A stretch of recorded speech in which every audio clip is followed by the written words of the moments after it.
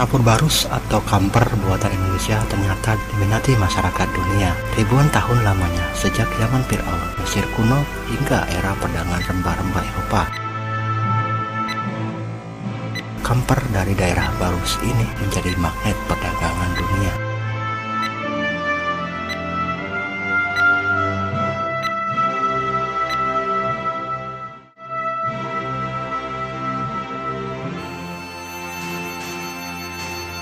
Dari berbagai literatur, diyakini bahwa kampung Islam di daerah pesisir barat Pulau Sumatera itu bernama Barus, atau yang juga disebut Pansur.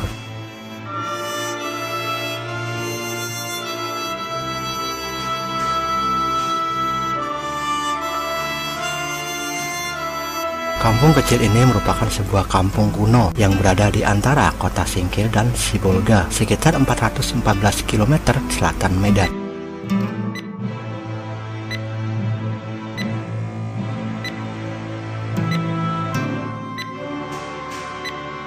Di zaman Sriwijaya, kota Barus masuk dalam wilayahnya. Namun, ketika Sriwijaya mengalami kemunduran dan digantikan oleh Kerajaan Aceh Darussalam, Barus pun masuk dalam wilayah Aceh.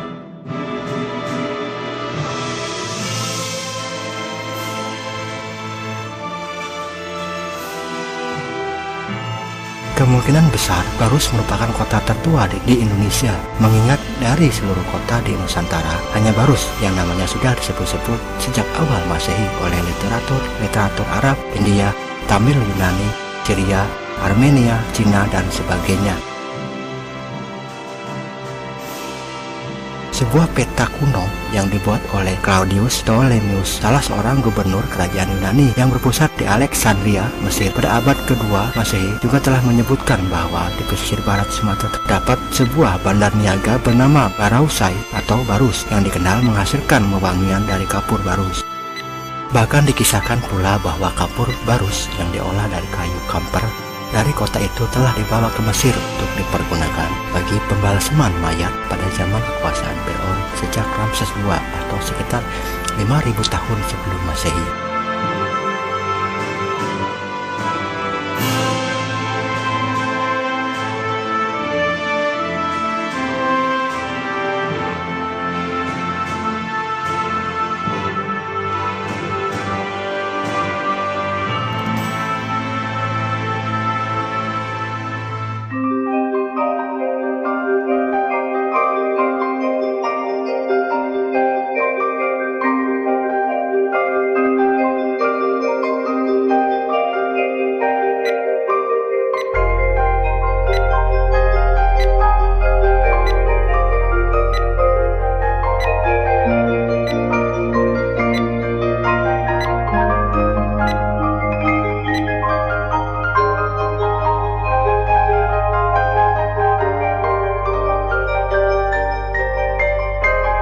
Berdasarkan buku Nukbatudar karya Adi Masuki, Barus juga dikenal sebagai daerah awal masuknya ke agama Islam di Nusantara sekitar abad ke-7 Masehi.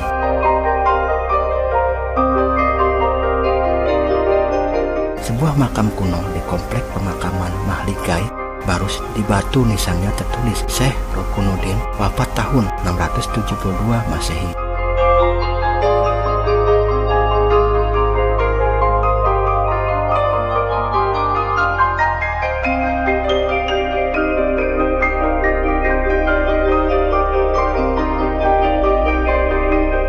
Ini memperkuat dugaan bahwa komunitas Muslim di Barus sudah ada pada era itu.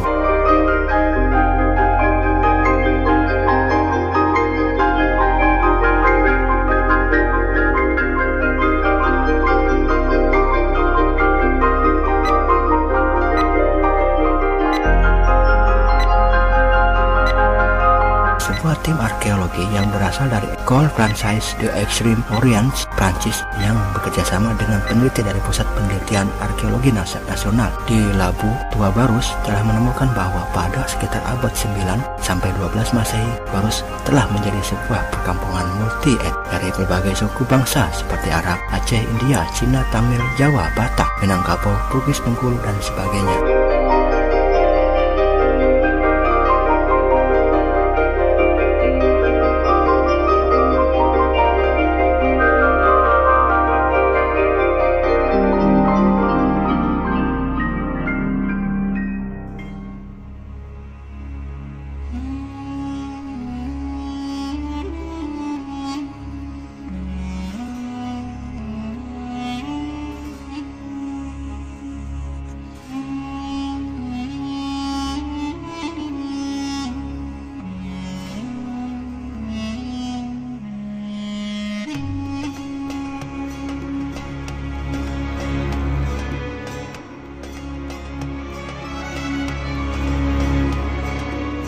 Tim tersebut menemukan banyak benda-benda berkualitas tinggi yang usianya sudah ratusan tahun.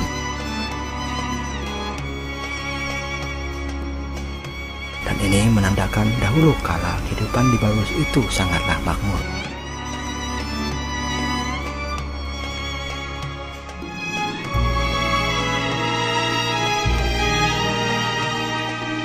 Di Barus dan di sekitarnya banyak pedagang Islam yang terdiri dari orang Arab, Aceh, dan sebagainya hidup dengan berkecukupan.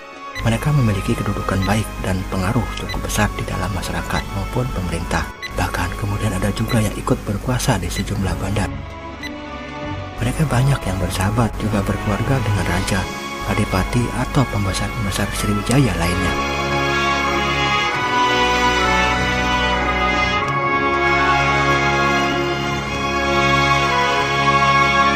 Mereka sering pula menjadi penasehat raja, adipati, atau penguasa setempat. Makin lama makin banyak pula penduduk setempat yang memeluk Islam. Bahkan ada pula raja, adipati, atau penguasa setempat yang akhirnya masuk Islam, tentunya dengan jalan damai.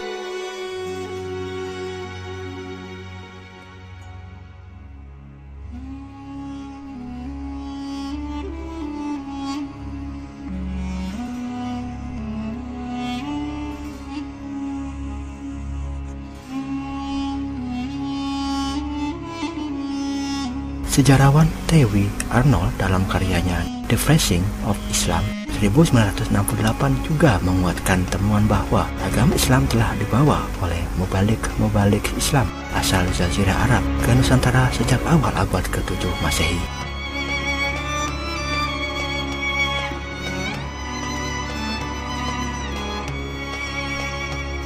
Setelah abad ke-7 Masehi, Islam mulai berkembang di kawasan ini.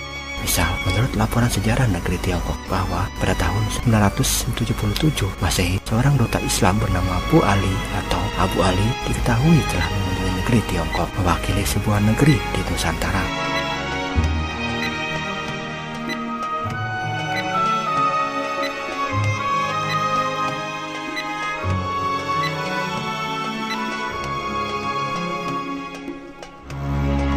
Bukti lainnya di daerah Lerang Timur. Sebuah batu nisan kepunyaan seorang muslimah bernama Fatimah binti Maimun tanggal tahun 1082 telah ditemukan.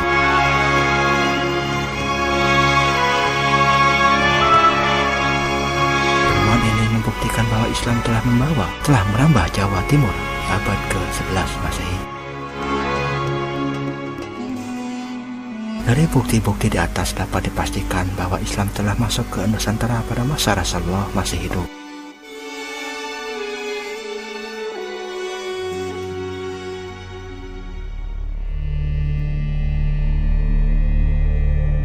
Secara ringkas dapat dipaparkan sebagai berikut. Rasulullah menerima wahyu pertama di tahun 610 Masehi. 2,5 tahun kemudian menerima wahyu kedua, kuartal pertama tahun 613 Masehi. Lalu 3 tahun lamanya berdakwah secara diam-diam periode Arqam bin Abdil Arqam sampai sekitar kuartal pertama tahun 616 Masehi. Setelah itu baru melakukan dakwah secara terbuka dari Makkah ke seluruh Jazirah Arab.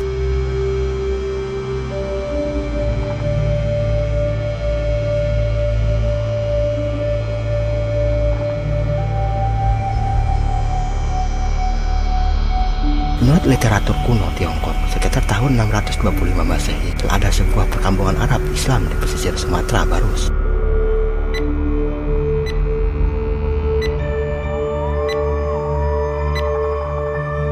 Jadi, hanya 9 tahun sejak Rasulullah SAW memproklamirkan dakwah Islam secara terbuka, di pesisir Sumatera sudah terdapat sebuah perkampungan Islam.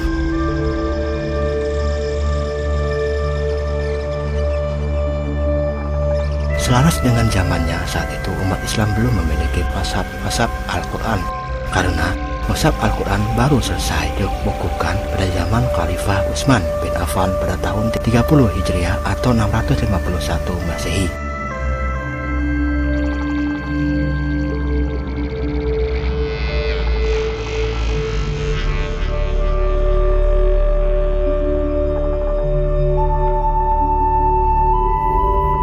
Naskah Quran pertama kali hanya dibuat 7 buah yang kemudian oleh Khalifah Utsman dikirim ke pusat-pusat kekuasaan kaum muslimin yang dipandang penting, yakni Makkah, Damaskus, San'ah di Yaman, Bahrain, Basrah, Kufah, dan yang terakhir dipegang sendiri oleh Khalifah Utsman.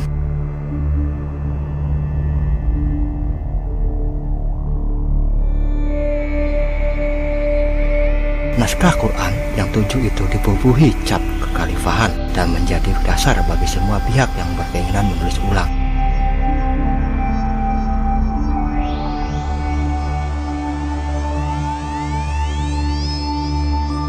Naskah-naskah tua dari zaman Khalifah Utsman bin Affan itu masih bisa dijumpai dan tersimpan pada berbagai museum dunia. Sebuah di antaranya tersimpan pada museum di Tashkent, Asia Tengah.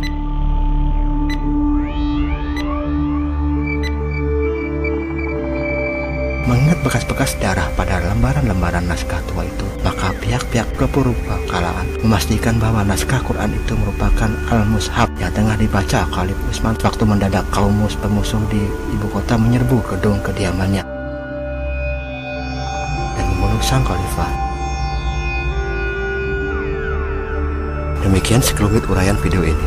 Kami minta maaf dari setiap kesalahan dan kekurangan yang datangnya hanyalah dari kami sebagai manusia. Dan kebenaran dan tentu kesempurnaan hanyalah milik Allah Subhanahu wa Ta'ala. Semoga video ini bermanfaat. Wallahu a'lam bishawab. Wassalamualaikum warahmatullahi wabarakatuh. Terima kasih.